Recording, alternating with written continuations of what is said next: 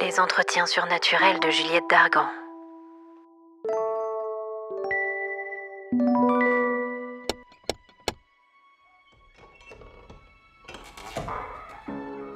Bonjour mes amis, c'est Juliette.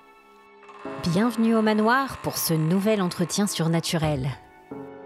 Je vous propose de me suivre pour venir découvrir le parcours inspirant de mon invité du jour. Fanny Campan est écrivain et coach en écriture créative. Elle a aussi un rapport tout particulier au monde de l'invisible. Il me semblait évident de lui ouvrir les portes de ma maison pour qu'elle vienne nous parler de son univers. Vous nous suivez ?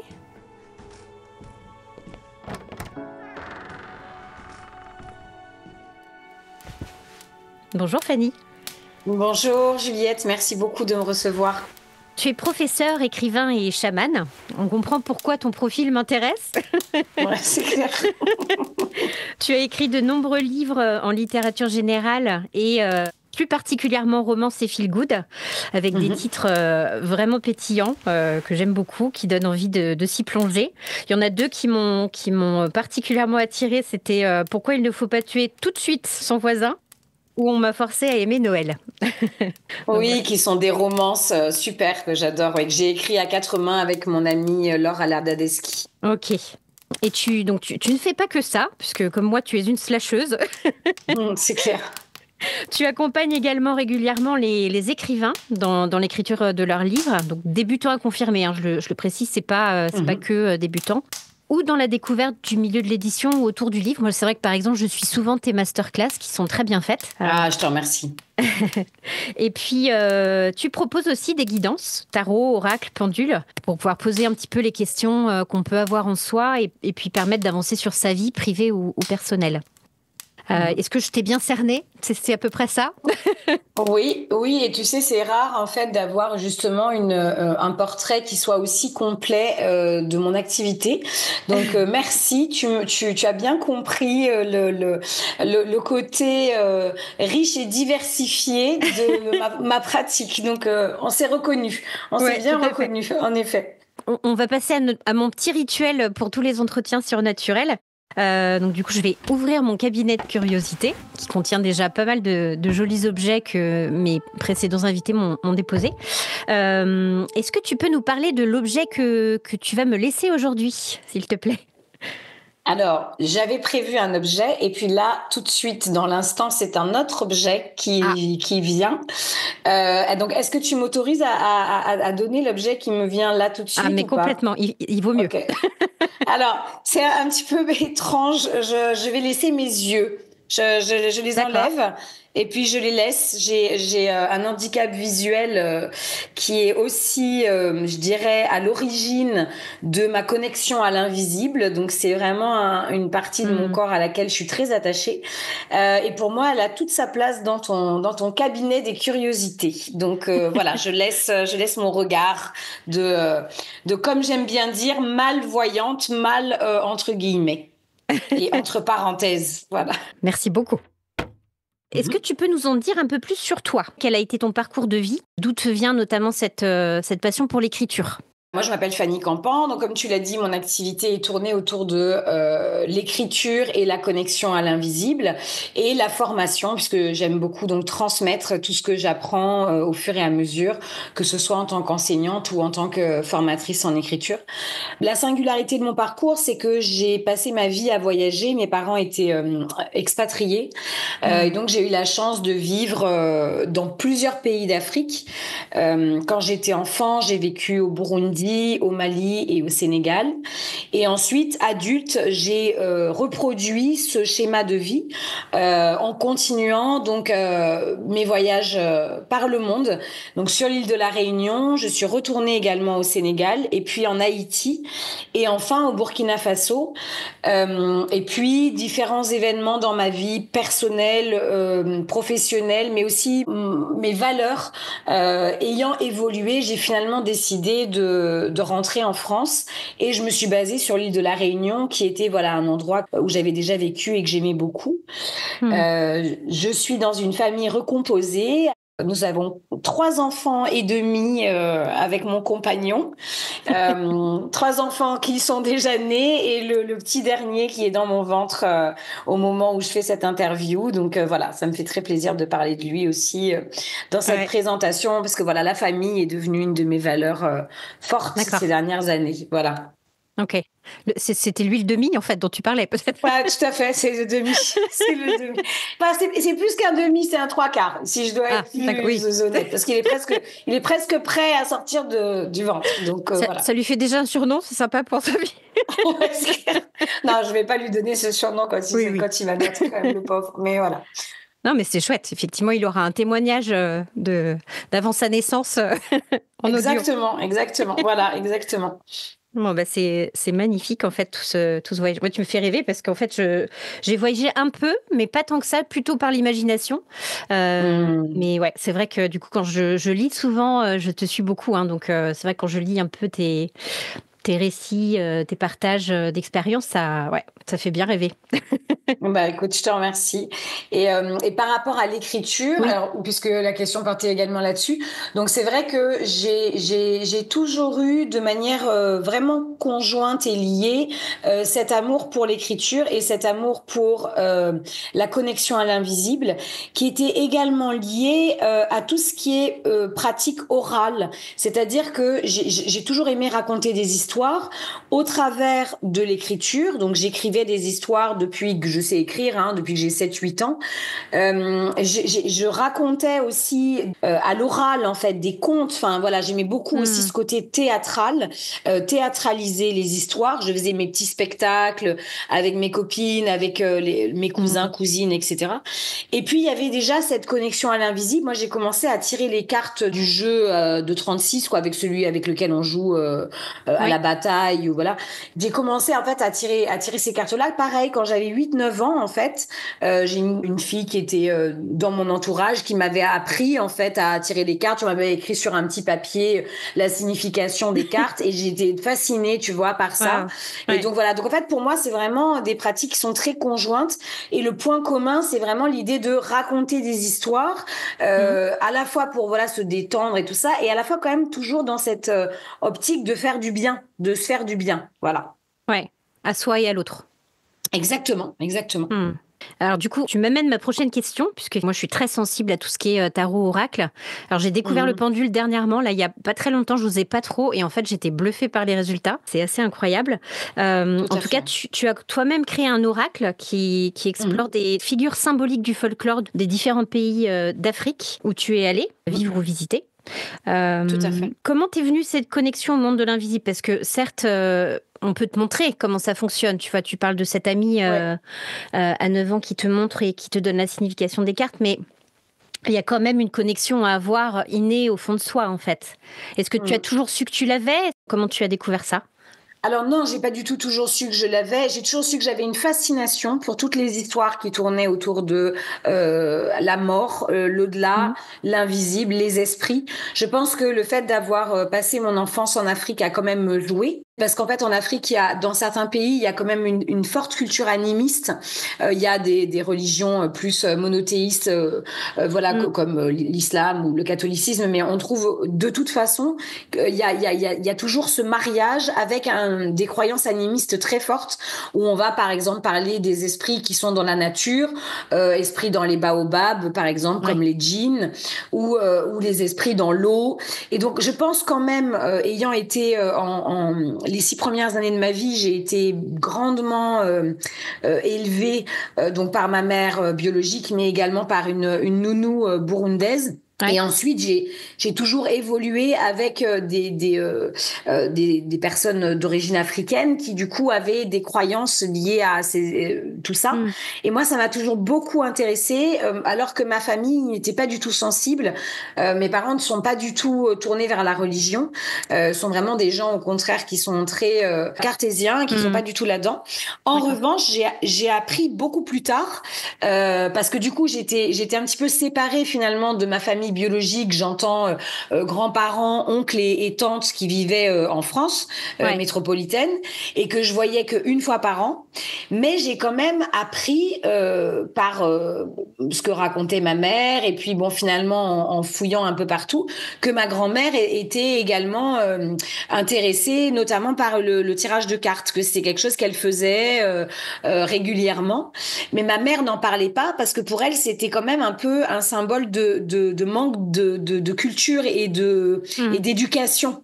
C'est pas une marque d'intellect. Ah, elle est folle. Enfin, tu vois, ça existe pas, quoi. Et au fur et à mesure de ma pratique, donc moi, j'ai avancé de mon côté. Et en fait, l'année dernière, je me suis reconnectée à ma grand-mère et j'ai osé lui en parler parce qu'elle est très âgée, hein, elle a 95 ans. Et du coup, c'est super parce qu'on a pu échanger. Et il y a vraiment eu une passation de sa part. Donc, elle m'a transmis sa guidance à elle par rapport à cette connexion à l'invisible, qui est assez différente de la mienne, mais qui du coup a continué de nourrir mon propre cheminement. Wow. Okay. Voilà. Et le tarot nomade, donc effectivement qu'on a créé avec Agathe Ricard. Agathe Ricard, c'est une ancienne élève en fait que j'ai eue en classe au Sénégal. Okay.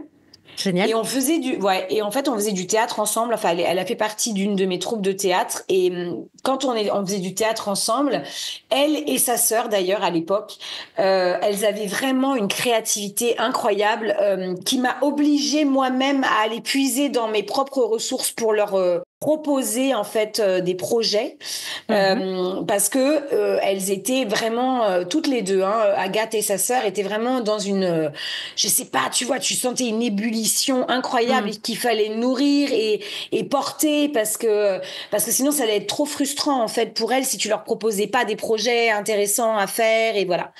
Et donc Agathe, elle s'est toujours occupée de faire nos affiches de spectacles. Elle aimait déjà dessiner, etc. Et il y a quelques années, je l'ai contactée, je lui ai dit, écoute, j'ai envie de créer un tarot et en fait j'ai envie que ce soit toi qui fasses les dessins, alors que ça avait été mon élève 10 ans auparavant, au moins. Ouais. Et elle a tout de suite adoré l'idée. Et notre idée a été vraiment, comme elle a vécu elle aussi en Afrique, elle est aussi d'origine française, mais elle a vécu dans plusieurs pays d'Afrique et sur l'île de la Réunion aussi d'ailleurs. Ouais. Et du coup, on s'est dit, on va faire un tarot qui va avoir à la fois l'objectif de mettre en valeur le patrimoine africain et donc caribéen et de l'océan Indien, donc en gros métis. Voilà, nous, notre idée, c'était ça, nomade et métis, pour parler des figures qui nous nourrissent, qui nourrissent notre imaginaire, qui nourrissent notre imaginaire, ça me semble bien, pour les personnes qui ont envie de voyager, qui ont envie de découvrir. Comme toi, tout à l'heure, tu disais, j'ai pas beaucoup voyagé à part par l'imagination. Ce tarot est un moyen de voyager par l'imagination ou par la connexion à ces figures de l'invisible. Oui, je vois bien. Et puis, on avait aussi envie que ce soit un tarot qui soit un peu pédagogique, tu vois, enfin, c'est-à-dire assez simple à utiliser, quel que soit son niveau de connexion à l'invisible, j'ai envie de dire. C'est-à-dire, si c'est la première fois que tu prends un jeu en main, ça peut être un bon choix parce qu'il est très simple d'accès pour les personnes qui n'ont pas justement encore expérimenté cette connexion aux esprits. Ouais. Et comment tu as senti, et réussi à amener cette guidance, parce que c'est pas forcément évident, en fait, tu t'es posé par rapport à chaque personnage symbolique sur les cartes de tarot pour pouvoir exprimer, parce qu'il y a toujours un côté un peu ambivalent sur une carte de tarot. T'as à la fois un peu de positif, du négatif, tu vois, c'est... Tout à fait. Alors moi, je suis vraiment une inconditionnelle du tarot de Marseille. C'est le premier jeu que j'ai acheté. Je l'ai acheté quand j'étais beaucoup plus âgée, donc avant ça, j'avais déjà travaillé, donc comme je te disais, quand j'étais enfant avec le jeu de cartes de 36. Oui. Mais ensuite, quand à l'âge adulte, vers 20 ans, j'ai acheté en fait le tarot de Marseille que j'ai amené avec moi donc sur l'île de la Réunion quand je suis partie toute seule pour la première fois. Et j'ai adoré en fait le tarot de Marseille, alors qui est pourtant un outil que beaucoup de gens n'aiment pas, parce qu'il a un côté à la fois très pragmatique, c'est-à-dire c'est vraiment le jeu qui va te donner des indications concrètes sur ton quotidien. Donc ça, parfois, ça parle pas aux gens parce que parfois les gens aiment tout ce qui va être de l'ordre du spirituel, donc de l'oracle. Les gens aiment bien les oracles parce que ça donne des guidances un peu spirituelles, alors que le tarot de Marseille va te parler d'événements concrets, pragmatiques du quotidien. Moi, c'est ce que j'aime dans le tarot de Marseille. Et puis on lui reproche aussi parfois son côté, justement, parfois un peu négatif et un peu mise en garde, tu vois. Enfin, et en fait, moi, j'aime bien ça aussi, c'est-à-dire que la vie, pour moi, la guidance n'est pas que dans la positivité ou tu sais ce côté un peu ésotérisme doudou là ou spiritualité doudou, tu sais qui va être là pour te dire non mais tout va bien, ça va aller, tout va bien se passer. Oui, enfin à un moment donné, il va falloir faire des trucs, hein. Enfin Dieu, enfin tu vois, l'univers va pas t'apporter ce que tu veux sur un plateau. Et du coup voilà, je me suis inspirée du tarot de Marseille pour créer les personnages du tarot nomade.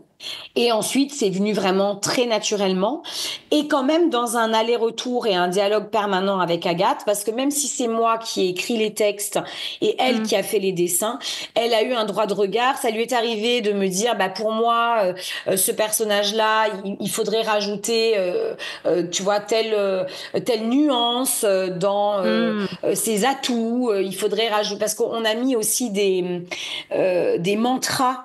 Tu sais, des phrases en fait à répéter pour activer le pouvoir de chacune des cartes dans ta réalité, tu vois, dans ton monde concret. Et donc là, Agathe est intervenue aussi pour me dire, là, tu vois, moi, je mettrais plutôt, telle phrase ou alors dans telle idée. Les dessins qu'elle avait faits ont forcément impacté aussi ma propre vision. Tu vois, c'était vraiment une. Je comprends. Travail à deux, voilà, un travail à deux très nourrissant. C'est hyper intéressant parce que du coup, elle a quand même aussi une certaine perception quelque part, justement Tout pour. à fait. Ouais, c'est chouette. Tout à fait. Après, voilà, je peux pas en parler pour elle parce que je sais que Agathe n'en parlera pas de la même manière que moi du tout de sa connexion à l'invisible. Mais oui, elle est attirée par tout ce qui va être ésotérisme et puis monde parallèle de toute façon. D'accord. Et du coup, ce fameux tarot, parce que c'est vrai qu'on en trouve un petit peu maintenant, ça commence, il y a des rayons ésotériques dans certaines librairies, on voit. Mais où est-ce qu'on le trouve, en fait, ce fameux tarot nomade, parce que ça donne bien envie. Oui, tu m'étonnes. Et écoute, là, je viens de préparer un mail pour une maison d'édition qui est intéressée, génial. Donc ça tombe parfaitement bien. Alors, on ne sait pas si on va tomber d'accord, mais en tout cas, le mail est prêt à partir, donc voilà, à suivre. Bon, on touche du bois. Exactement. Alors peut-être juste, tu peux nous donner 2-3 petites figures, toi, qui t'ont marqué particulièrement par rapport à ce tarot-là ? Oui, tout à fait. Il y a une figure que j'aime beaucoup qui est la figure de la Signare, donc qui est l'équivalent de l'impératrice en fait dans le tarot de Marseille pour les personnes qui connaissent. Et donc la Signare en fait c'est une femme qui a existé historiquement. Enfin c'est un terme en fait qu'on utilise pour désigner des femmes qui vivaient donc à Saint-Louis du Sénégal. Et en fait, les signares étaient donc des femmes qui tenaient des maisons avec des esclaves et elles-mêmes, elles étaient mulâtres. C'est des femmes métisses, voilà. C'était pas des femmes blanches qui tenaient ces concessions-là. Et en fait, elles avaient un grand pouvoir qu'on pourrait en fait comparer aujourd'hui à un entrepreneur, quelqu'un qui gère une concession, qui a donc un pouvoir à la fois financier, politique et aussi qui utilise en fait son pouvoir de séduction pour pouvoir diriger un petit peu justement son entreprise. Et donc la Signare pour moi c'est un personnage qui est une très très belle femme avec comme animal totem le serpent et qui a un côté guérisseur, mais le côté négatif de la Signare ça va être justement son côté un petit peu manipulateur, tu vois, son côté séducteur et manipulateur. Donc c'est une carte qui va activer ton pouvoir de matérialisation. Donc par exemple, tu es entrepreneur, tu as envie d'avoir des résultats dans ton entreprise, tu vas pouvoir convoquer la Signare, mais attention parce que tu n'es pas encore totalement en équilibre par rapport à tes pouvoirs. Il y a besoin que tu passes à l'étape suivante, au personnage suivant, parce que la Signare te montre que tu as encore ce côté enfantin de vouloir que les choses se passent à ta façon. Ouais. Tu vois ce que Oui, je oui, veux je dire? vois. Ouais, tout à fait. Voilà. Donc du Ah. coup, la Signare, voilà, c'est un personnage que j'aime beaucoup. Après, dans un registre beaucoup plus léger, il y a le personnage de la nomade. C'est le monde, c'est le 21 dans le tarot de Marseille. Et la nomade, bah, c'est un personnage d'exploratrice, quelle que soit voilà sa couleur de peau, puisqu'elle est capable de se fondre dans toutes les cultures et elle est capable de s'adapter en fait à tous les pays dans lesquels elle va. Elle a ce pouvoir en fait de ne jamais penser qu'elle sait et qu'elle a raison, mais au contraire d'être dans l'ouverture des différentes cultures et des différentes croyances, et c'est ce qui fait qu'elle réussit toujours ce qu'elle entreprend. Parce qu'elle va être aussi très à l'écoute. Et du coup, quand tu as la nomade dans ton tirage, ben ça répond oui à quelle que soit la question que tu avais posée à l'origine, en fait. Ouais, d'accord. Ok. Waouh. Ah, c'est Voilà. hyper intéressant, hein, dis donc.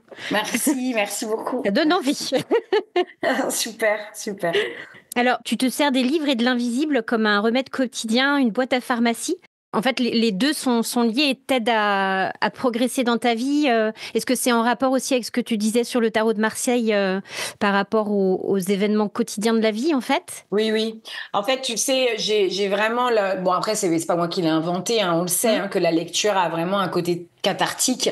La lecture, l'écriture. Alors, l'écriture en tant que soin, moi, je vais la pratiquer à la fois en utilisant l'écriture pour me décharger de mes croyances négatives, mes peurs. Donc, tu vois, tu vas écrire ton journal en disant aujourd'hui j'ai vécu une journée difficile, en racontant les émotions négatives, mais je vais utiliser également l'écriture pour au contraire reprogrammer mon cerveau plutôt dans une écriture positive au quotidien pour me soigner. Donc par exemple, je vis une expérience difficile en ce moment parce que j'essaye d'apprendre à conduire et en fait je galère vraiment par rapport à ça. Donc je vais travailler avec l'écriture pour essayer de reprogrammer mon cerveau et mes croyances par rapport à la conduite pour me dire voilà que je suis capable, que je suis une bonne conductrice, que l'écriture va permettre donc de reprogrammer mon cerveau et du coup de mettre en place aussi les actions nécessaires à devenir cette bonne conductrice parce que aujourd'hui malgré tout j'ai pas mon permis quand même. Donc je l'écris. J'écris en fait, je vais déconstruire la croyance. Donc je vais prendre par exemple la croyance que j'ai un handicap visuel qui fait que je ne peux pas conduire. Ça va être la croyance de départ, tu vois. Ouais. Et ensuite je vais écrire tout ce qui s'est passé depuis que j'ai eu cette croyance qui est une croyance de mon enfance. Qu'est-ce qui s'est passé qui me prouve que cette croyance est fausse de manière concrète. Donc tu vois, je vais le raconter. J'ai passé un champ visuel l'année dernière au mois d'avril qui a montré que j'étais capable de conduire. Ça déconstruit la croyance et du coup on arrive à la nouvelle croyance qui est je suis capable de conduire, que je vais appuyer en disant j'ai passé 40 heures de conduite, j'ai fait de la visualisation positive, j'ai loué une voiture pour m'entraîner à conduire toute seule, nanana. Et du coup je suis une bonne conductrice et du coup je vais réécrire ça autant de fois que nécessaire, mais des fois ça prend vachement de temps. Hein. Enfin, pour moi, là, en tout cas, cette croyance-là, tu vois, elle prend beaucoup de temps. Et pourtant, ce qui est positif pour moi, qui montre toujours que l'écriture fonctionne, c'est quand ça va être couplé avec des actions. C'est-à-dire, avant d'avoir fait ce travail psychologique, je n'aurais jamais loué une voiture sans permis pour m'entraîner toute seule. Et puis là, le fait de l'avoir écrit, ça devient possible. Hop, on loue une voiture. Et là, du coup, on continue aussi à progresser dans la matière. Ouais. Et après, c'est intéressant parce que du coup, je pense que le fait d'écrire, de mettre des mots sur une feuille posée, tu fais rentrer ta croyance dans la matérialité. Alors que si tu ne fais que le penser, tu vois, on peut tous se dire, s'auto-conditionner quelque part par la pensée en se disant, mais non, voilà, t'as plein de raisons pour te dire que, comme tu le fais un peu par l'écriture, mais je pense que le fait de le poser sur le papier, autant de fois que tu en as besoin, effectivement, je pense que ça doit donner peut-être plus de poids et l'accrocher vraiment dans le concret, ouais. Tout à fait. Et puis, voilà, après, il y a aussi quelque chose dont je me suis rendu compte et je m'en rends compte aussi avec pas mal d'auteurs que j'accompagne dans l'écriture, Donc, quand tu vas écrire un roman, malgré tout, il y a un moment où tu vas t'inspirer de tes propres émotions, tes propres expériences, même si tu n'écris pas une autobiographie, en fait. Bien sûr. Voilà, même si tu écris une histoire imaginaire, tes personnages, ils sortent de toi. Donc, à un moment donné, ils sont nourris quand même par, voilà, tes expériences, les personnes que tu as rencontrées, les thèmes qui t'intéressent, les recherches que tu as faites, etc. Parfois ton homme idéal aussi, ça peut arriver. Et ben voilà, tu vois, par exemple, si on prend l'exemple de l'homme idéal, moi, je sais que le compagnon que j'ai actuellement, je l'ai rencontré après avoir écrit une nouvelle qui décrivait exactement, voilà. Wow. Moi, j'avais un grand questionnement par rapport à ma sexualité pendant très longtemps et je cherchais le partenaire sexuel idéal, en fait. Et en fait, c'est au travers d'un travail d'écriture par rapport à ça. Donc, c'est un texte que j'offre, qui s'appelle Contes salés sucrés, qui est accessible gratuitement en ligne sur mes réseaux. Et en fait, ce texte-là m'a permis de rencontrer mon compagnon actuel, qui est le papa du bébé que j'ai dans mon ventre. Et cette expérience, je suis pas la seule à l'avoir vécue. C'est-à-dire que j'ai plusieurs de mes clientes, en fait, qui ont rencontré quelqu'un après avoir écrit soit une nouvelle, soit carrément un roman, alors que, bon, on pourrait se dire, quel rapport, quoi. Mais en fait, le fait d'avoir imaginé qu'est-ce que ça veut dire concrètement pour elle, le partenaire idéal ou la partenaire idéale, d'avoir vraiment vécu les émotions de l'intérieur, d'avoir reprogrammé leur cerveau dans cette capacité, oui, moi aussi j'ai le droit de rencontrer quelqu'un, etc. Et parfois, ça crée ça. Et par exemple, pour ma cliente à laquelle je pense, à qui c'est arrivé, ma cliente, elle l'avait carrément demandé, en fait, au début de notre accompagnement. Elle avait dit, ce livre, je voudrais qu'il me permette de rencontrer le partenaire idéal.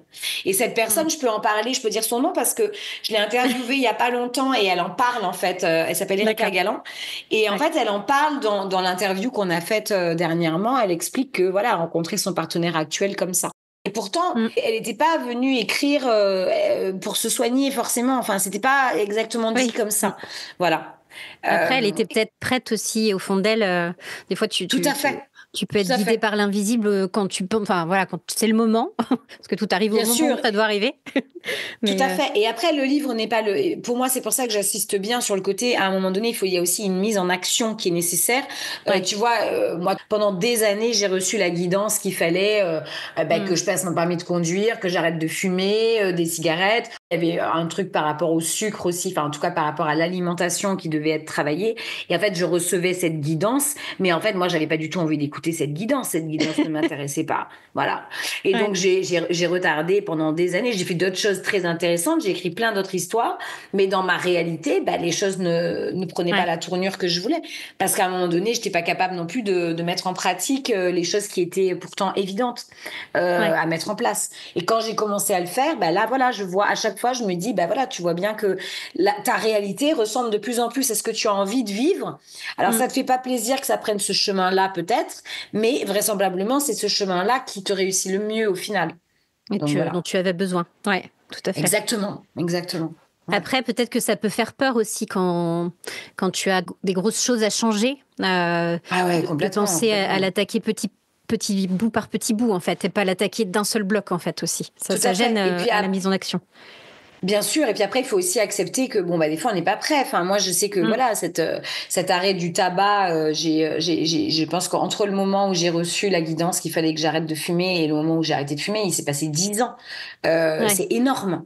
Et avec le recul maintenant, des fois je me dis mais vraiment ça n'a aucun sens. Tu le savais en fait. Enfin pourquoi tu l'as pas fait avant?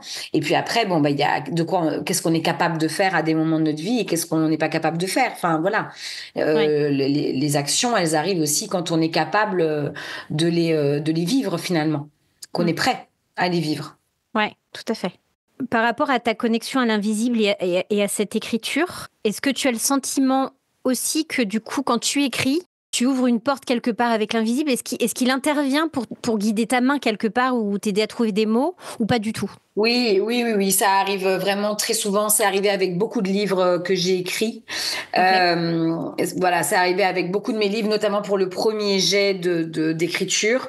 Des fois j'écris des histoires, je sais pas du tout d'où elles sortent, mais bon, je pense que c'est vraiment quelque chose qui est très répandu chez les auteurs. Ouais, ouais. Et ils en parlent. Tu vois, ils en parlent pas souvent comme d'une connexion à l'invisible, mais en réalité ils vivent ça quand même aussi.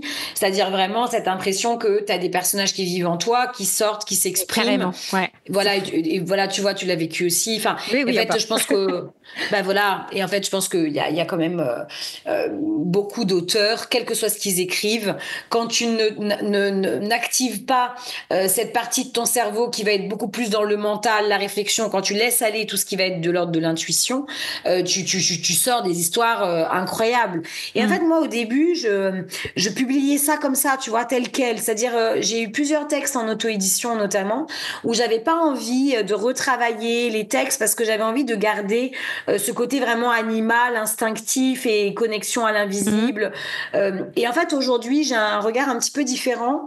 Je continue à écrire ça, mais quand j'écris des livres qui doivent être publiés, en fait, j'accepte beaucoup plus de les travailler d'un point de vue littéraire et je dirais avec des outils beaucoup plus stylistiques et voilà qui sont pas connectés, hein, mais qui permettent pour moi d'augmenter l'impact de mon travail et puis de rendre le texte accessible à davantage de personnes parce que c'est moins une guidance très ciblée ou tu vois ou une histoire très voilà.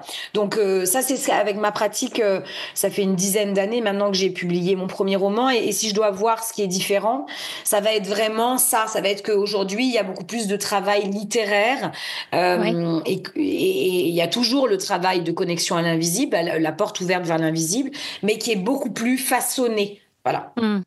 Comment tu l'as façonné cette plume, cette capacité justement à partir d'un point A assez brut, vraiment diamant brut, jusqu'à ton point B où effectivement là aujourd'hui tu as une certaine fluidité pour retravailler ton texte et lui apporter plus de littérature entre guillemets. Comment tu as travaillé ça? C'est juste la pratique ou est-ce que tu t'es formé aussi autour de ça? Comment tu fais? Alors, je me suis formée. Il y a la pratique, il y a les expériences, il y a les travails en collaboration avec des maisons d'édition.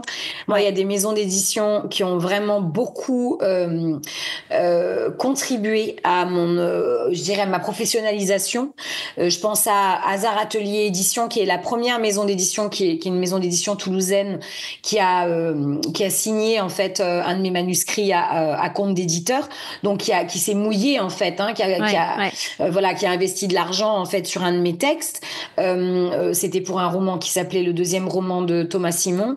Eux, ils m'ont beaucoup accompagnée dans l'écriture, sans me brider, mais en me disant toujours, voilà, est-ce que tu as envie de garder ça? Je te signale que peut-être ce serait bien que tu l'enlèves, dans une démarche vraiment très bienveillante. Ouais, d'accord. Voilà, mais ça a été le premier regard, et ça déjà, ça m'a aidée. Ensuite, il y a eu Harlequin.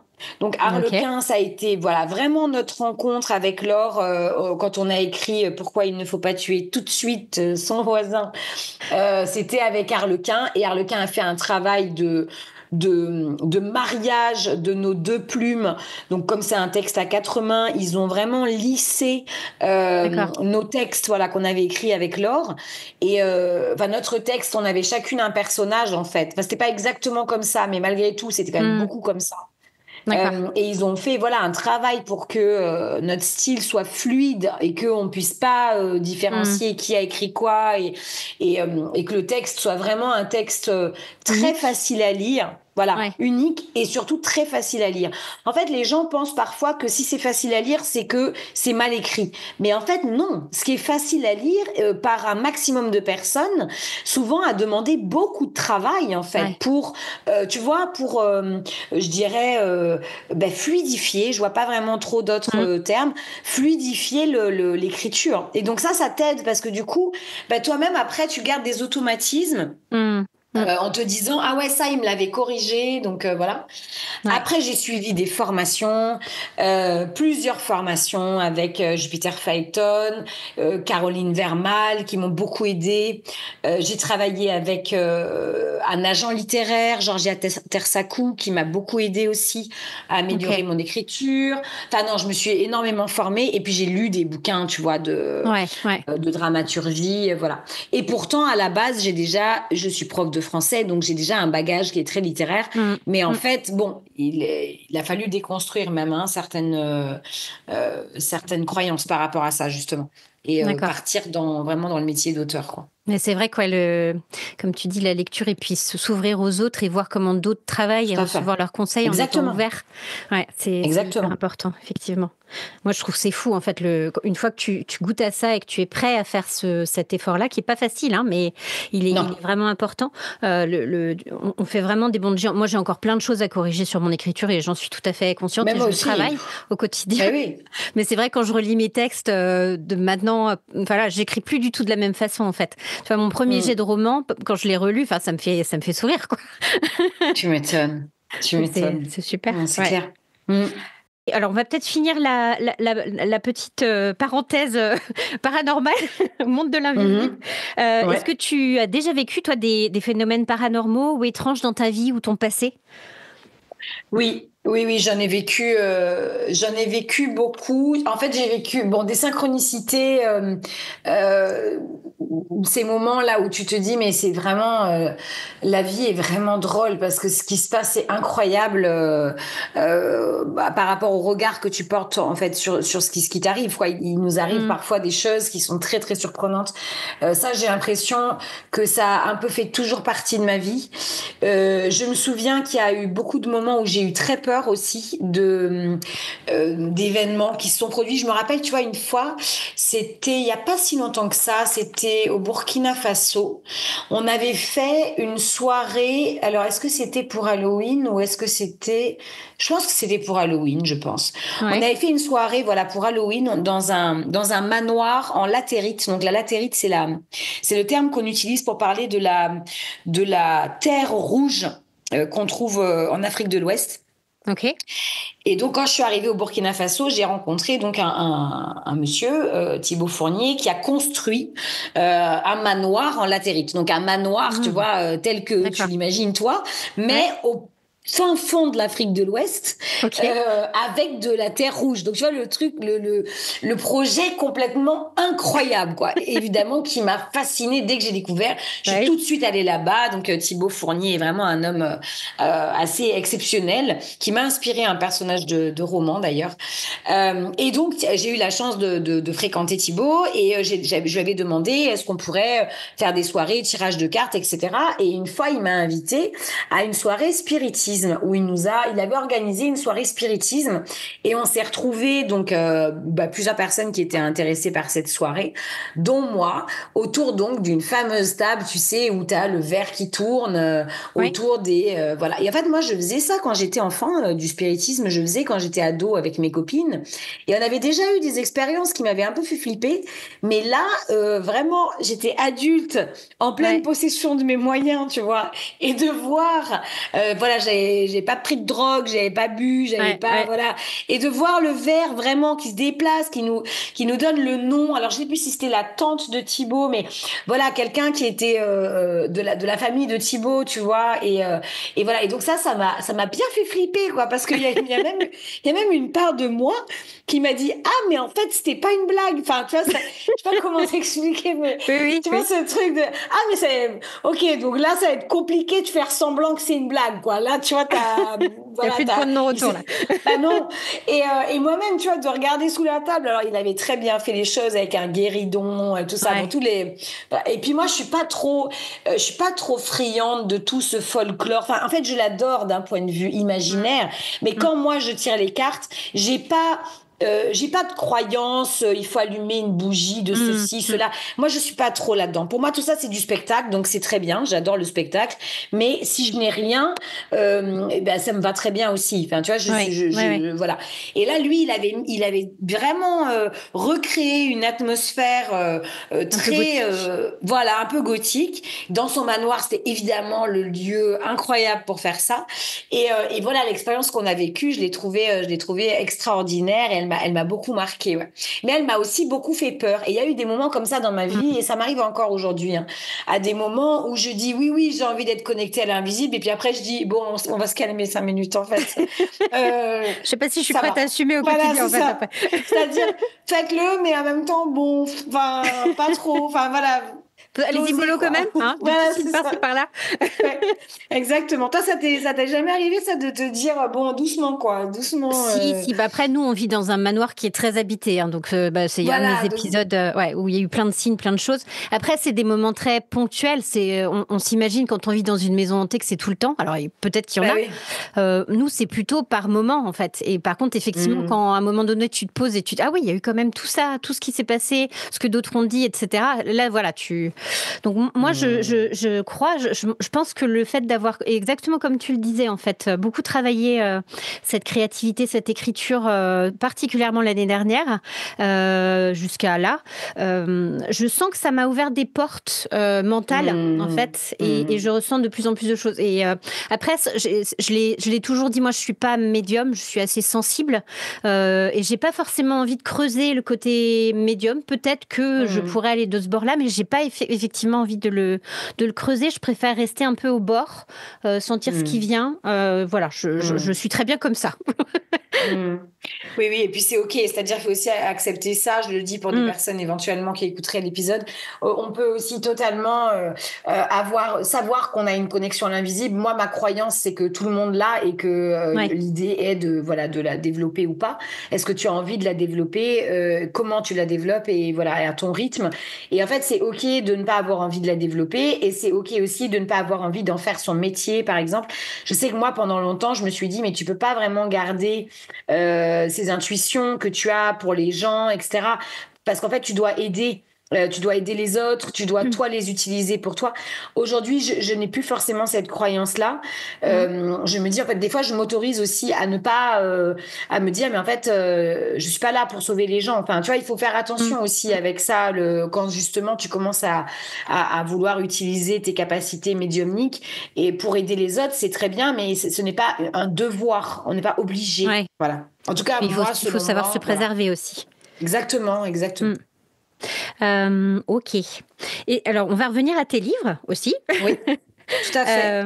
Comment est-ce que tu parviens à passer d'un style à l'autre? Parce que ça, moi, ça me fascine, en fait, que j'écris toujours de la même façon. Moi, Comment tu fais, justement, pour passer d'un style à l'autre, d'où tu puisses ton inspiration? Comment ça devient, en fait? Oui. Alors pour moi, ça va être. Il y a plusieurs choses qui rentrent en jeu. Il y a d'abord le côté théâtral. Donc là, je vais me mettre dans la peau, tu vois, de un auteur de romance, un auteur feel good. Donc il y a ce côté un peu, voilà, la posture. Après, il y a apprendre les règles, tout simplement.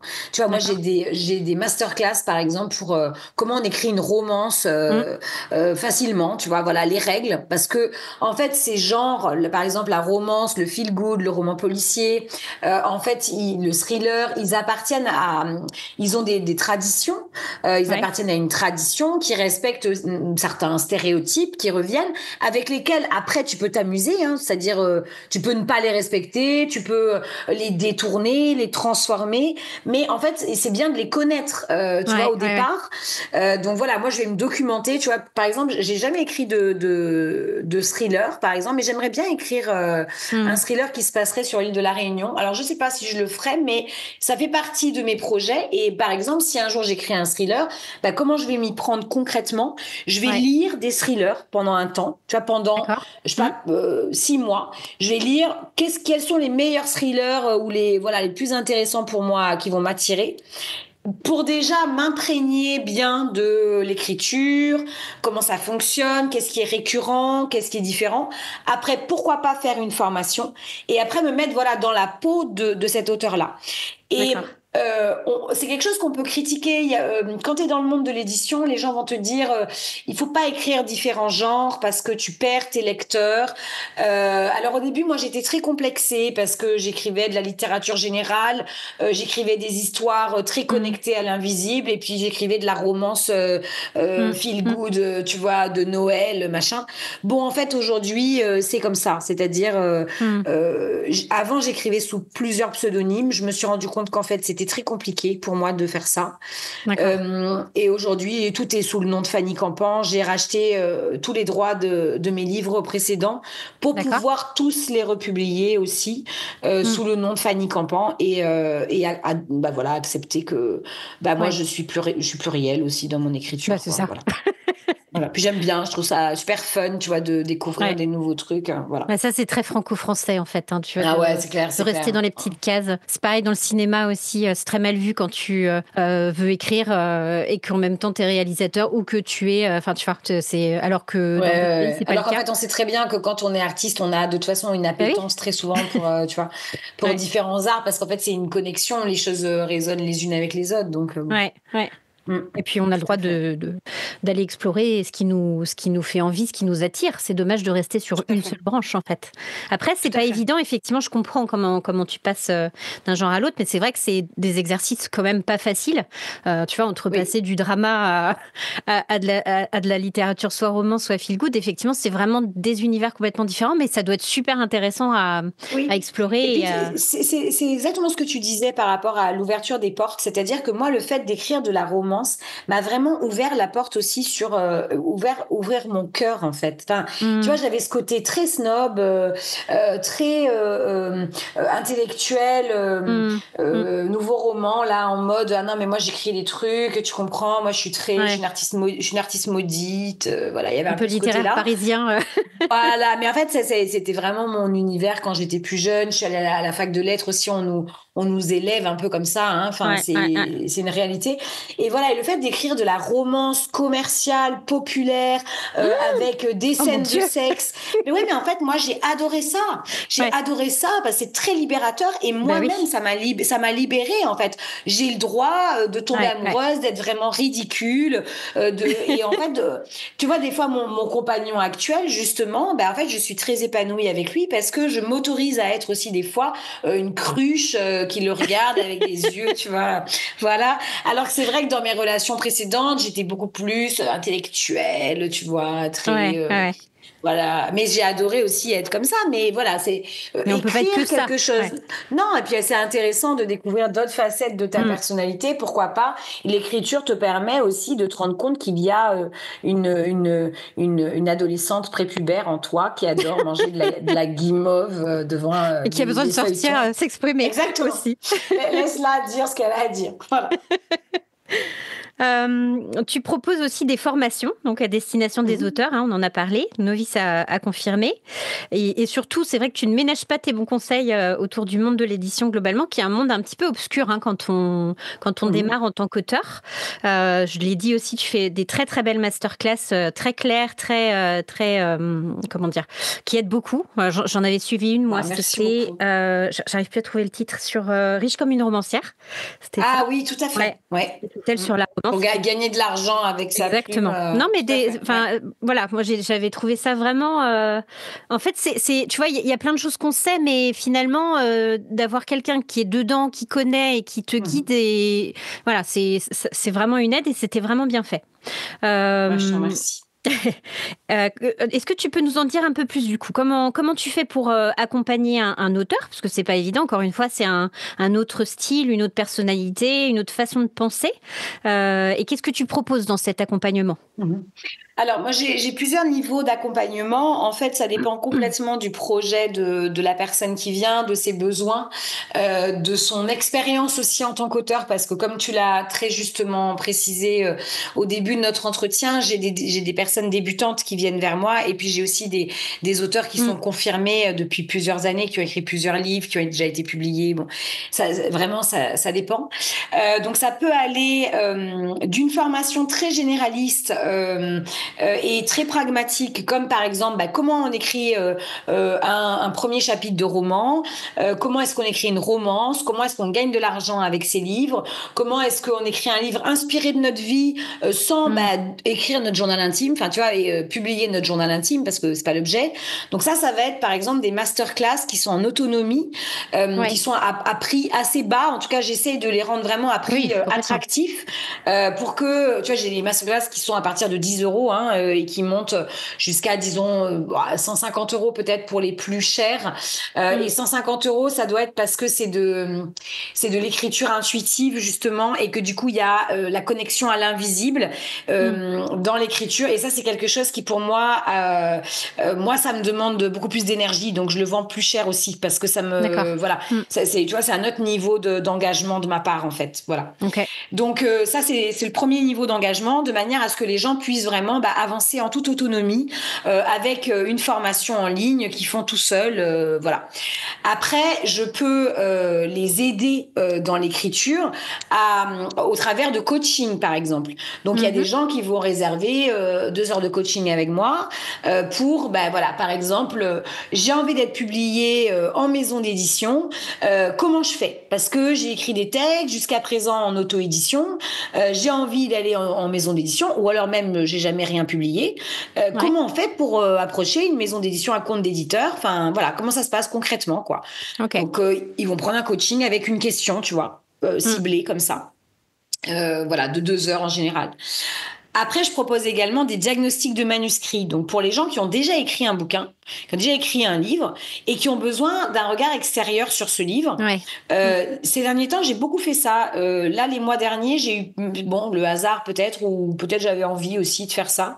J'ai reçu 4-5 manuscrits où, en fait, j'ai aidé des auteurs vraiment dans des styles très différents en fonction de leur objectif à retravailler leur texte, tu vois. Donc, il y en avait une, elle voulait publier très vite. Donc, hop, on a retravaillé pour que le texte soit prêt à publier. Une autre, elle avait déjà publié son texte, mais elle avait envie d'avoir un regard d'un professionnel plus avancé sur ce qu'elle avait écrit, voilà. Et après, j'ai des formations carrément où on va tenir, entre guillemets, je vais accompagner quelqu'un dans l'écriture du début à la fin. Donc là, j'ai pas trop de place là-dedans parce que comme je suis enceinte, là, les prochains mois, j'aurai, voilà, c'est quelque chose qui est beaucoup plus engageant de mon côté. Donc la formation s'appelle J'écris mon roman en 1 an. Et là, je vais accompagner mois par mois pendant 1 an. Donc, j'ai eu 4 clients l'année dernière. Je prends très peu de monde de manière volontaire. Enfin, voilà, c'est un choix. Il faut vraiment qu'on s'entende bien parce que pendant 1 an, on va se retrouver tous les mois à la fois pour des coachings, à la fois pour des diagnostics de manuscrits et à la fois, je leur donne toutes mes formations. Ils ont accès à la boîte à outils de l'écrivain où il y a toutes les formations que j'ai jamais enregistrées de ma vie, de manière à ce qu'ils puissent à la fois avancer en autonomie, être coachés en tant qu'auteur et à la fois avoir un retour sur leur texte pendant 1 an. Et donc les 4 personnes que j'ai accompagnées, il y en a 3 qui ont alors il y en a un qui a publié, il y en a 2 il y en a un qui a publié, il y en a une qui a imprimé pour sa famille, elle c'était pas sa volonté de publier. D'accord. Il y en a une qui a presque terminé d'écrire et il y en a une autre qui a arrêté en cours de route, qui n'a pas réussi ou en tout cas qui n'a pas voulu aller au bout du projet. Voilà. Et donc ça, c'est ça peut vraiment être ça aussi en fait. C'est un peu oui, tout à de... fait. Ouais. Après, il y a aussi des gens, voilà, qui se rendent compte que, en fait, écrire un livre sur 1 an, ça demande vraiment un engagement par rapport à soi qui n'est pas négligeable, hein. Et on a le droit de pas être prêt. Et en plus, c'est intéressant parce que parfois, ça m'était déjà arrivé auparavant avec une autre cliente, et c'est la cliente dont je parlais tout à l'heure, Erika Galland. Et donc elle avait arrêté en cours d'écriture, et puis elle est revenue cette année avec un diagnostic de manuscrit, avec un autre livre qu'elle a publié. D'accord. Et voilà, donc elle explique aussi très bien là dans son interview qu'est-ce qui s'est passé. Comme on le disait tout à l'heure, parfois on n'est pas prêt à écrire un livre qui va être publié, voilà, parce que c'est pas la même chose que d'écrire pour soi. Bien sûr, ouais. C'est très difficile en fait, ce côté. Non, mais c'est clair. Tu le sors de la maison et voilà, c'est ton bébé et puis tu le présentes au monde. C'est pas évident. C'est clair. C'est clair. Ok. Et ça te fait quoi, toi, du coup, quand tu vois les livres de tes élèves, entre guillemets, que tu as coachés? J'adore. Tu vois, tu parles des élèves. Cette année, on a écrit justement un recueil de nouvelles avec mes élèves de seconde. Donc, c'était pareil Ouais. aussi. C'était un peu, enfin, c'était pareil. C'est pas pareil parce que là, c'était travailler avec 70 élèves. Ça n'a rien à voir hein, en termes d'engagement. Mais moi, je suis très heureuse. J'ai, tu sais, cette sensation d'être comme une sage-femme dans l'écriture, hein, vraiment de Ouais. permettre aux gens d'accoucher de leur désir d'écrire. J'ai moi-même été accompagnée. Mon premier livre, j'étais en thérapie quand je l'ai écrit, D'accord. et ma thérapeute avait beaucoup joué dans ce processus d'écriture. Elle m'a beaucoup encouragée. Alors Mm. voilà, moi je suis pas du tout thérapeute. Néanmoins, j'apporte ma propre connaissance de l'écriture, donc au travers plus de ce côté Ouais. auteur, voilà. Mais j'adore avoir joué ce rôle-là. Oui, je trouve ça très enrichissant Gratifiant pour aussi. moi. Ouais. Voilà, Mm. gratifiant. Mm. J'apprends à chaque accompagnement, ça transforme ma propre pratique, ça m'oblige à moi-même être très exigeante par rapport à mon écriture. Ça m'oblige à parfois trouver des ressources pour les personnes qui sont confrontées à des difficultés que je ne connais pas. Et Ouais. puis après, il y a le plaisir de la transmission. C'est le plaisir juste de, bah, moi j'ai compris quelque chose et puis bah, je vais peut-être te faire gagner du temps. Ça, c'est Mm. un Mm. plaisir qui est très gratifiant, enfin voilà, qui est extrêmement gratifiant. Ouais. Et Tout à pour fait. choisir tes élèves ou enfin, ceux que tu vas Ouais, coacher, en tout cas sur les programmes longs, parce que tu ouais. disais que tu n'as pas beaucoup de place, donc j'imagine qu'il y a un peu la lettre de motivation presque à avoir parce que Non, les places en sont fait, chères. Alors déjà, je pense que le fait que je parle de tout ce qui est connexion chamanique, etc., ça fait un premier brassage. Il y a beaucoup de gens qui viennent pas vers moi D'accord. parce qu'ils sont totalement réfractaires À à. cet En fait, univers. ouais. En fait, moi, parmi les auteurs, je pense qu'il y a plusieurs aspects de ma personnalité qui peuvent à la fois attirer ou au contraire vraiment repousser. Alors, de ce qu'on m'a dit, en tout cas, il y a ce côté effectivement chaman qui en fait va beaucoup déranger. Enfin, il y a des gens. Bon, je dis ça déjà, ça les intéresse pas. Et en fait, c'est hyper important que ce soit ok pour ça, parce que dans mes coachings, enfin tout le temps, j'utilise en fait ma connexion à l'invisible. Ça m'arrive de sortir le tarot de Marseille, le pendule, quand on est en train de Ah ouais, parler de maison d'édition, tu vois. génial. Il faut, Ouais. faut que la personne elle soit ok, quoi, parce que Bah sinon oui. elle se dit mais complètement Qu'est-ce qu'elle folle, fait? tu vois. Ça va Qu'est-ce pas qu'elle a bien. celle-là? Moi, Voilà, je voulais donc juste ça un fait listing des éditeurs, je voulais pas un pendule. voilà, exactement. Donc ça fait un premier tri. Le deuxième tri, c'est le côté tout ce qui est mon branding. Donc sur Internet, moi je mets des photos. Alors je vais mettre des photos de moi qui fait la comédie, enfin je joue des personnages. Je suis voilà, il y a beaucoup de gens qui sont très réfractaires à ça, qui se disent mais bah, c'est pas ça un écrivain. Un écrivain, il a Ouais. des lunettes, une chemise blanche et tu vois, il est assis sur un fauteuil Louis XVI. Enfin j'en sais rien. Enfin il est pas du tout comme ça. Donc ça aussi, ça fait un tri. Et puis le troisième, c'est ce côté Afrique, Caraïbes, Hum. etc., qui parfois voilà ne plaît pas. Donc ça fait un premier tri. Et après, quand je rencontre les gens, moi, je me fie vraiment là pour le coup à mon côté intuitif. Hum. Et parfois, je propose même pas. Je dis par exemple que j'ai pas de place, ou je dis Ouais. que voilà. Mais quand j'ai vraiment envie d'avoir quelqu'un, par contre, il y a des gens qui le prennent. Ça m'est arrivé, par exemple, de rappeler une cliente le lendemain et de lui dire, écoute, je sais pas si tu as pris ta décision et tout ça, mais franchement, je te dis, moi, j'ai vraiment envie de t'accompagner. Enfin, genre, Ouais. j'ai Ouais. l'impression que, enfin, j'ai pas envie de te forcer. Et en fait, elle m'avait dit, écoute, moi, tu sais, ça, je trouve que c'est un peu, enfin, ne me force pas, quoi, tu vois, parce qu'en plus, Ouais. Ouais. c'était une grosse somme d'argent. Donc, voilà, elle pouvait se dire, mais qu'est-ce qu'elle a, celle-là, à vouloir me fourguer Elle fait son de la vente truc. forcée, là. Voilà, alors que c'était vraiment pas ça du tout. C'était vraiment, Ouais. enfin, je t'en supplie, laisse-moi la chance de t'aider parce que je sens là que ce que je vais t'apporter va être vraiment, enfin, j'ai Ouais. vraiment envie d'être cette personne. Et il se trouve qu'elle a pris l'accompagnement et que ce qui s'est passé dans sa vie personnelle a été tellement incroyable que voilà, je regrette. Et moi aussi, hein, ça m'a Hum. énormément Hum. apporté. Pas seulement financièrement, hein, du tout, plutôt voilà sur Humainement. Hum. humainement, exactement, et sur mon propre développement personnel et mon travail d'auteur, que voilà, je regrette pas du tout d'avoir insisté, quoi. Mais je le fais que très rarement. Là, si je l'ai fait, c'est vraiment parce que je me suis dit, non, mais attends, là, si elle vient pas, si elle voit pas l'énorme panneau qui lui dit, là, faut venir avec elle. Voilà, c'est ça. Si elle passe à côté de ça, en fait, enfin, c'est dommage, quoi, parce que voilà.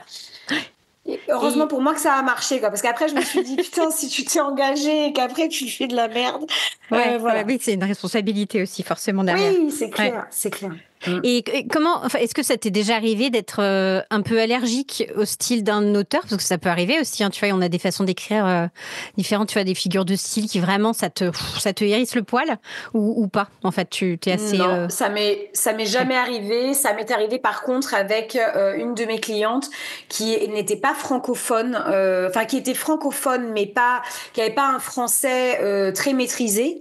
À un moment donné, donc moi quand j'accompagne pendant 1 an, je corrige les textes des auteurs tous les mois et donc je fais un retour, donc je fais un diagnostic de leur travail et je leur dis qu'est-ce qui est bien, qu'est-ce qu'ils peuvent améliorer, mais je corrige aussi, tu vois, l'écriture elle-même, quoi.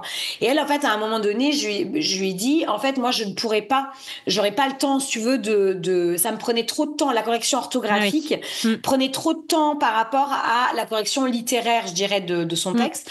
Donc, en fait, j'avais tout simplement dit, écoute, tu sais, mets ton texte sur ChatGPT, demande à ChatGPT de corriger uniquement l'orthographe sur ton texte, de pas améliorer, parce que à un moment donné, on avait essayé améliorer et en fait, ça n'allait pas parce que ça dénaturait totalement son style et en plus, c'était pas du tout. Voilà, mais c'était pas amélioré en fait. Enfin, c'était robotique. Enfin, ça n'allait pas. Donc je lui ai dit, bah, demande-lui seulement de corriger l'orthographe. Et du coup, moi, ça faisait, tu vois, un premier filtre qui faisait qu'après, alors tout n'était pas corrigé. Néanmoins, il y avait déjà beaucoup de choses qui avaient été faites et ça me permettait d'avancer plus vite dans mon travail. Mais c'est pas que j'aimais pas. En plus, c'était quelqu'un qui parlait un français mélangé à l'arabe en fait, qu'on parle au Sénégal en fait, enfin que les Libanais parlent au Sénégal. Donc pour moi, au contraire, ça me rappelait beaucoup mon adolescence et tout. Mais c'était juste que bon bah si tu veux, à un moment donné, ça aussi c'est l'expérience qui fait au début, bah tu corriges tout, tu donnes tout quand t'es formateur. Et en fait à un moment donné, tu dis non mais ça suffit, je vais pas m'épuiser non plus. Voilà, ça l'a pas du tout dérangé que je lui dise ça. Et puis t'écris pas à 4 mains pour le coup. Donc exactement. Et puis en fait, bon, elle m'avait pas venue me chercher pour ça. Sinon, si c'était juste pour faire de la correction, je suis pas spécialiste dans ce cas. Je préfère lui envoyer quelqu'un qui est spécialiste de correction orthotypographique. Ce que je fais d'ailleurs avec mes clients parfois. Je leur dis, bah moi je corrige, mais avec mon regard. Mais moi j'ai pas de diplôme de correcteur. Je suis prof de français, mais j'ai pas de diplôme de, tu vois, de correcteur, quoi. Il y a des gens qui ont cette compétence, hein, donc. Ok. Est-ce que tu aurais donc quelques conseils à donner parce que je sais que j'ai pas mal de jeunes auteurs ou d'auteurs aussi dans mes auditeurs qui voudraient publier leurs livres justement. Donc on a toujours un peu le combat auto-édition, maison d'édition. Selon toi, enfin voilà, par quel point passer, quel point vérifier, qu'est-ce qu'il faut privilégier en fait entre les deux systèmes? Alors moi j'aime bien travailler les deux systèmes. Moi je suis auteur hybride, j'ai des livres en auto-édition, j'ai des livres en maison d'édition. En fait moi ça dépend comment je choisis, ça dépend du projet de mon livre, ça dépend de ce qui est important pour moi. C'est-à-dire quand on est auteur, pour moi il faut se demander quel est notre rapport avec notre texte, qu'est-ce qu'on attend de ce texte, est-ce que une maison d'édition a quelque chose à nous apporter ou pas? Et quelle est la valeur ajoutée en fait, voilà, de la maison d'édition par rapport à notre projet. Et après pour la maison d'édition, de faire bien attention de ne pas tomber dans des travers dans lesquels je suis tombée. Je suis tombée plusieurs fois. Donc j'essaye de vraiment former les personnes qui viennent vers moi, même pas forcément dans un accompagnement, hein, des gens qui m'envoient un message, tu vois, qui me disent j'ai envie d'être publié dans telle maison d'édition, qu'est-ce que t'en penses, etc. On peut très bien avoir un conseil, tu vois, comme ça, avec plaisir. Moi-même, il y a des gens qui m'aident, hein, bien souvent quand j'en ai besoin. Donc, j'aide avec plaisir. Et en fait, je leur demande toujours, mais en fait, c'est quoi la valeur ajoutée? C'est quoi le projet? C'est-à-dire, pourquoi tu veux cette maison d'édition? Et fais bien attention jusqu'où jusqu'où ça t'apporte quelque chose. Parce que parfois, quand on signe en maison d'édition, c'est pour des questions de légitimité. C'est-à-dire qu'on pense qu'une maison d'édition va nous permettre de nous sentir légitimes. Alors, c'est en partie vrai. C'est-à-dire, oui, le fait d'être signé à compte d'éditeur te permet de te dire, il y a quelqu'un d'autre que moi qui est professionnel, qui a envie de s'engager pour porter mon projet. Donc ça, c'est quand même plutôt très bon signe sur mon texte. C'est vrai. Mais elle ne va pas... c'est-à-dire, une fois que le livre sera fini, et publié, et vendu et tout ça, il faudra écrire un autre livre derrière. Et là, ta légitimité, il faudra que tu la trouves tout seul. Enfin, en fait, c'est pas quelque chose qui s'acquiert sur le long terme, la légitimité. C'est ça le problème. C'est qu'à un moment donné, même quand on est auteur depuis 40 ans, à un moment donné, on se dit, ce livre-là, est-ce qu'il va être bien ou pas? Et ça, la maison d'édition ne va rien y faire. Donc, il faut quand même travailler sur ta posture d'auteur, sur ta confiance en toi. Voilà. Et après, une maison d'édition, moi, j'ai eu deux mauvaises expériences, pas mauvaises expériences, mais en tout cas, deux expériences particulières, on va dire, ces derniers temps avec des maisons d'édition. Une maison d'édition avec laquelle j'avais signé pour un projet à 4 mains, le livre est sorti. Et en fait, je me suis rendu compte que j'avais signé pour des mauvaises raisons, alors que c'était, tu vois, il y a 2 ans. Et en fait, j'avais signé alors que le contrat ne me plaisait pas complètement. J'avais quand même signé en me disant, ouais, mais quand même, t'imagines, t'es quand même auteur confirmé, tu vas pas publier ce livre-là en auto-édition, faut quand même que tu l'aies en maison d'édition, faut quand même que de temps en temps, t'aies des bouquins qui sortent en maison d'édition. Oui, d'accord, mais pas à n'importe quel prix, en fait. Et du coup, je me suis retrouvée à casser le contrat 2 mois après la sortie du bouquin, en me disant, mais en fait, non, ça me fait chier. Puisque, en fait, j'ai essayé, bien sûr, d'abord de négocier avec la maison d'édition, enfin, d'arriver à un compromis par rapport à mes besoins, qui n'avaient pas été respectés. Mais en fait, j'avais signé le contrat. Donc, eux, tout était écrit dès le départ. Hein, donc, bon... Tu vois, et du coup, j'ai cassé le contrat et je me suis dit, mais t'es vraiment bête. Et juste après, j'ai eu donc une proposition d'une maison d'édition pour un de mes textes actuels qui n'est pas publié. Et c'est une maison d'édition avec laquelle j'avais envie de travailler. Limite, j'ai écrit ce bouquin pour être publié dans cette maison. Enfin, tu vois. Donc, quand ils ont dit oui, ah là là, je me suis dit, mais trop bien, quoi. Tu vois, c'est ce que je voulais. C'était le projet de ce livre, c'était ça. Enfin, voilà.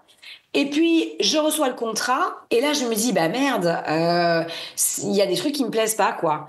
Il y a plusieurs trucs qui me plaisent pas, notamment, tu donnes tes droits à vie, alors que pour moi, ça n'existe plus depuis des années. Normalement, tu donnes tes droits pour 5-6 ans, bon, 10 ans, mais à vie, non.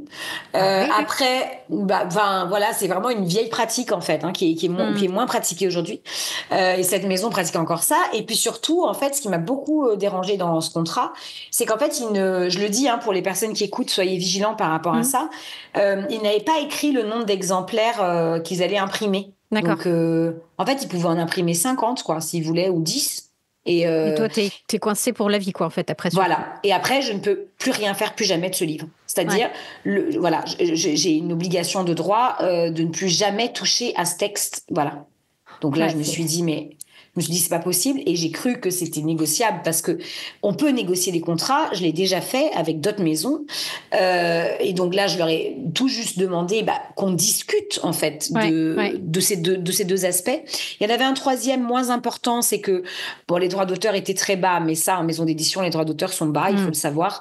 Mais c'était surtout que c'était sur l'e-book. En fait, sur le papier, je suis habituée à ce que les droits d'auteur soient bas.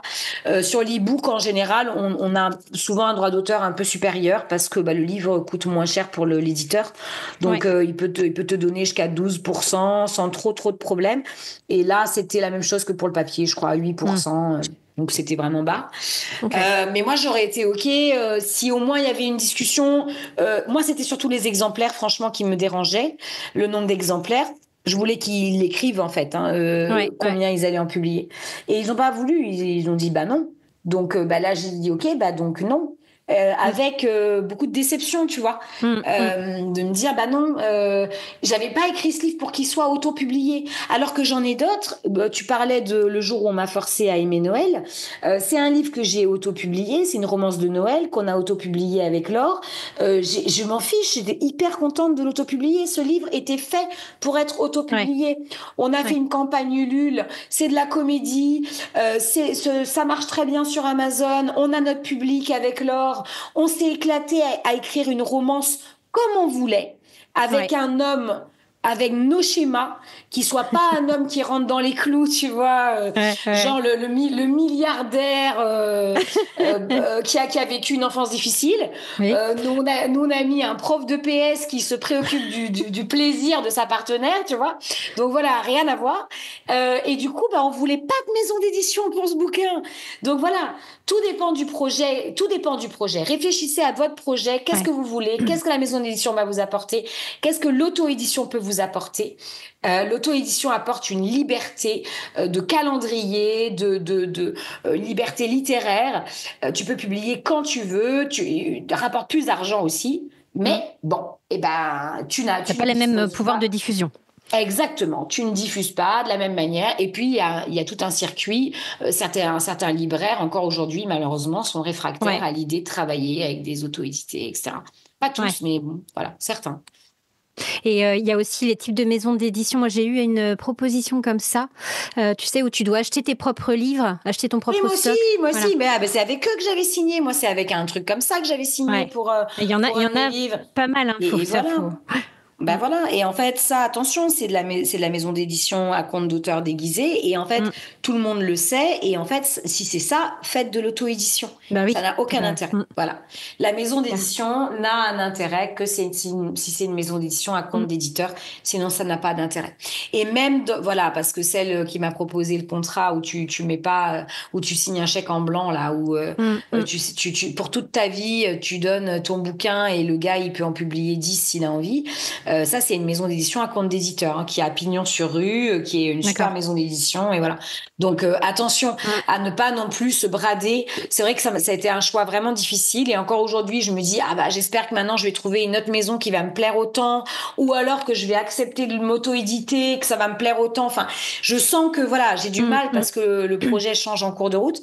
Mais pas de regret parce que non, il faut pas se brader à n'importe quel prix. Faut bien lire les contrats. Voilà, sinon ça changera jamais, quoi. L'édition changera jamais si on lutte pas aussi contre. Après, je pense que la tentation, elle est forte aussi peut-être surtout sur le premier, parce que c'est vrai que ta carrière, c'est d'être publié, quoi. Donc voilà, t'es prêt à accepter n'importe quoi, mais. Et moi, mon premier roman, je l'avais signé avec une maison d'édition participative où en fait j'avais carrément payé 1 500 € pour que mon livre soit publié, tout à fait. Et en fait aujourd'hui, j'ai pas de regrets, mais aujourd'hui, toutes les personnes qui viennent vers moi et qui me parlent d'édition participative, je leur dis non, pars dans l'auto-édition. Voilà. Moi, j'habitais au Sénégal. C'était en 2014. Je ne connaissais rien. J'y suis allée. Je voulais que le livre sorte. Je ne le regrette pas. Mon livre s'est bien vendu. Il se serait bien vendu quoi qu'il se soit passé. Parce que le premier roman souvent se vend bien d'ailleurs. Donc, il faut avoir confiance en soi parce que nos proches, ils ont envie de lire notre premier livre. Hein, ça les intéresse. Donc, voilà. Donc, dans ce cas, non, il vaut mieux l'auto-édition. Si on vous propose, si vous ne trouvez pas de maison d'édition à compte d'éditeur au début, faites-vous, formez-vous. Il y a 10 millions de formations pour l'auto-édition et faites-vous accompagner par des professionnels pour la correction, pour le graphisme, si vous n'êtes pas compétent. Si vous êtes compétent, tant mieux. Mais sinon, faites-vous accompagner par des professionnels et c'est une super expérience, l'auto-édition aussi. J'adore. Donc voilà, c'est 2 expériences différentes. Des beaux conseils. C'est vrai que c'est compliqué, hein, c'est tellement obscur en fait, hein, tu vois, quand tu débarques dans ce milieu-là. Et petite question, parce que du coup, moi, je prêche pour ma paroisse. Je suis très intéressée, moi, tu vois, par la fiction sonore, c'est ce que je fais. Hein. Moi, je trouve ça génial. Moi, j'écoute régulièrement tes épisodes. Je trouve ça vraiment génial. Je trouve ça génial. Mais tu vois, je trouve que le livre audio, on sent une appétence, ça monte. Est-ce que toi, dans les contrats que tu as actuellement, c'était une question que je me posais, est-ce qu'il y a des choses autour du livre audio ou pas du tout, c'est encore assez bourgeonnant? Alors, moi, on m'a jamais proposé, alors que j'aurais adoré, tu vois. Enfin, j'adorerais. Et puis, j'ai déjà pensé, moi, plusieurs fois à enregistrer des livres audio. C'est pour ça que j'écoute tes épisodes parce que je trouve ça fascinant. Et après, bon, ça me demanderait toute une formation que je n'ai pas actuellement pour enregistrer. Enfin, tu vois, tout le travail technique en fait que tu fais. Hein. Ouais. Donc, je l'ai jamais fait seul, mais j'ai déjà eu envie plein de fois de le faire et j'ai jamais mis en pratique le projet. Et dans les contrats, on m'a absolument jamais proposé ça, non. Par contre, à ma copine Laura Lardadeschi, il y a une maison d'édition avec laquelle elle travaille. Alors, laquelle c'est, je sais plus, parce qu'elle travaille avec plusieurs maisons d'édition et il y en a une qui systématiquement, quand les livres se vendent bien, prend un contrat chez Audible et fait l'audiobook. Voilà. Ouais, d'accord. Donc moi j'ai juste enregistré, tu vois par exemple le conte dont je parlais tout à l'heure, la conte salé sucré, qui parle donc justement que moi j'ai écrit pour rencontrer mon compagnon actuel. Enfin je l'avais pas écrit pour ça, mais il se trouve que ça m'a permis de rencontrer mon compagnon actuel. Je l'ai enregistré moi comme ça avec mon téléphone, mais pas du tout avec la qualité technique et professionnelle de tes épisodes à toi ou d'un audiobook vendu dans le commerce quoi. Mais toi tes épisodes tu pourrais très très facilement vendre un abonnement à tes épisodes. C'est-à-dire la qualité de ce que tu produis, aussi bien d'un point de vue littéraire que d'un point de vue, je dirais, technique, pourrait être vendu comme un abonnement, tu vois. Recevez, je sais pas moi, une fois par semaine, votre histoire, enfin peut-être que tu le fais déjà, mais... non, alors moi, c'est un choix que j'ai fait de le garder en public, en tout cas pour Rencontres surnaturelles. Par contre, j'ai des projets de série. Voilà, c'est ça. Bah oui, je trouve ça une super idée. Où du coup, ça couvre un peu plus, mais c'est juste que j'arrive pas à trouver le temps pour les mener au bout. Mais là, j'ai fini mon livre, donc déjà, je vais pas passer à autre chose. Là, j'ai vu ça. J'ai vu ça sur LinkedIn, là, il y a pas longtemps. J'ai vu ça, je trouve ça génial. Félicitations à toi, c'est un grand moment, un très très grand moment. Ouais. Mais c'est exactement ce que tu disais en fait. Tu vois, le moment où je l'ai envoyé, parce que j'ai une petite communauté de bêta lecteurs qui sont top. Très bien. Et en fait, ça m'a fait un coup, tu vois, de faire partir le mail pour qu'ils le lisent. En fait, j'étais. Mais c'est comme ça. À chaque fois, ça fait ça. À chaque fois, ça fait ça. À chaque fois, ça fait ça. Pour moi, la seule chose qui change avec le temps, c'est ma capacité à recevoir des critiques négatives. Ça, ça a changé, même. Ça a changé. La première fois qu'on a critiqué un de mes textes négativement, j'ai pleuré, je pense. Je me suis sentie comme si on m'avait, je sais pas, planté un poignard dans le cœur, quoi. J'ai trouvé ça horrible. Et en fait, aujourd'hui, parfois, ça pique un peu. Et puis, très vite, je me dis, allez, soit je suis d'accord et qu'est-ce que j'en fais? Donc, je suis d'accord avec ce que la personne a dit et du coup, j'arrive à faire des corrections sur mon texte. Soit je suis pas d'accord et comment, du coup, je me débarrasse de cette mauvaise pensée, quoi. Ouais, d'accord. Ouais, c'est pas évident, ça. C'est effectivement, c'est une expérience. Tout à fait, tout à fait. Est-ce que tu peux nous parler de tes projets que tu as en cours ou à venir ? Oui, alors j'ai 3 projets en cours. Donc il y a le tarot nomade qui est terminé depuis longtemps, mais qu'on avait laissé dans un tiroir et qui donc a peut-être trouvé sa maison d'édition à suivre. Il y a ce premier projet. Deuxième projet, alors il y a mon livre, le livre de ma vie, vraiment mon livre qui me tient le plus à cœur de tous les livres que j'ai écrits, qui est en fait la suite et la réécriture de mon premier roman que j'avais envoyé en recherche de maison d'édition, qui pour moi était prêt à être publié, qui a été travaillé avec au moins 3 professionnels différents. Je me suis fait accompagner par des professionnels de l'écriture, de l'édition, de tout ce que tu veux. Et puis, j'ai rencontré quelqu'un, un auteur réunionnais dernièrement, qui est publié chez notamment Gallimard, chez Stock, chez Grasset. Et en fait, c'était mon objectif avec ce texte-là. Et en fait, lui, je lui ai envoyé, je sais pas, 10 pages de mon bouquin qui était en recherche de maison d'édition, donc qui en est à 3 ans de travail et qui en est à je sais pas, peut-être 10 réécritures. Et voilà. Et en fait, il m'a félicité sur des trucs, mais il a mis le doigt sur vraiment vraiment une énorme erreur, enfin quelque chose de tellement gros que tu te dis comment personne ne l'a vu, toutes les personnes qui ont travaillé sur ce texte. Mais bon, voilà. Ok. Et donc, du coup, je me suis dit, bah, ok, bah, en fait, alors peut-être que j'aurai quand même un oui, hein, parce que pour l'instant, j'ai pas reçu les réponses de toutes les maisons d'édition à qui j'ai envoyé le manuscrit. Mais du coup, je l'ai très bien pris parce que j'ai trouvé ce qu'il disait très juste. Et du coup, je me suis remise au travail sur ce texte. Voilà, donc c'était pas D'accord. prévu. Donc celui-là, voilà. Et puis pour terminer, j'écris aussi donc un manuel d'écriture qui est en fait, bah voilà, un livre pour comment écrire un livre avec ma méthode qui est assez singulière. Voilà, comment est-ce qu'on s'y prend à la fois avec cette connexion à ton intuition et en même temps Ouais. avec des conseils extrêmement pragmatiques et beaucoup de conseils issus de mon expérience de manière très Ok. concrète. Voilà, Ah, quelles j'adore. erreurs j'ai faites et tout ça. Donc voilà mes 3 projets. Et celui-là n'est pas terminé d'être corrigé. Le premier jet est Ok. écrit, mais je suis en correction. Voilà. Mais c'est toujours dans la générosité, du coup, dans le partage ce que tu disais, la transmission un peu des connaissances et l'aide ouais. Ouais, parce qu'en fait, quand toi tu reçois de l'aide aussi, enfin moi dans ma carrière j'ai toujours demandé de l'aide et j'en ai beaucoup reçu. En fait, Ouais. c'est un plaisir aussi quand c'est toi qui, tu vois, qui en arrive à ce moment-là, je trouve. Mm. Je l'ai pas fait pendant, voilà, maintenant ça fait plus de 10 ans que je suis dans le monde de l'édition, que j'ai publié mon premier roman qui est sorti en 2015.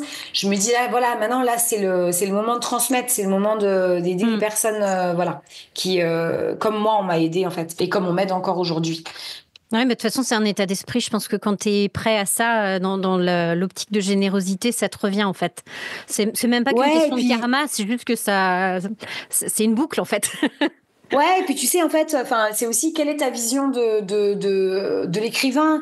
Moi, je crois Ouais. que la vision d'un homme mort ou alors vieux, blanc, sur son petit rocher, qui écrit face à la mer et tout seul face à l'inspiration, tu vois, et Mm. qui est publié dans une grande maison d'édition et qui vide sa plume, bah, c'est pas forcément ma vision actuelle Mm. de l'écrivain d'aujourd'hui, en fait. Et Ouais. pour moi, l'écrivain d'aujourd'hui, il est entouré. Et Mm. pour moi, ce côté concurrentiel dans la publication, il existe, c'est une réalité, il faut faire avec. Ouais. Maintenant, on a chacun notre chemin et il y a de la place pour tout le monde, j'en suis convaincue. Ouais. Donc, et voilà, entraidons-nous, quoi. Moi, Mm. ça me surprend toujours de manière très positive quand quelqu'un, bah, justement, du niveau enfin, en tout cas, du niveau d'expérience Mm.